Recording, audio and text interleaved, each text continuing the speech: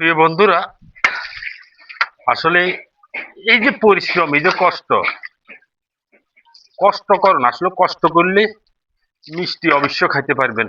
এখান থেকে সময় দেন, কষ্ট করেন, এখান থেকে ভালো রেজাল্ট, ভালো কিছু পাবেন।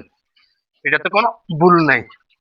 একটু যদি কষ্ট করেন, নিজের কাজকে, নিজের কষ্টকে, ইনশাল্লাহ কষ্টর দাম পাবেন। এটা ভুল নাই, এটা 100% নিশ্চিত। যে পরিশ্রম করতেছি, আজকে মাঘ মাসের হয়তো 18 বা 19 তারিখ।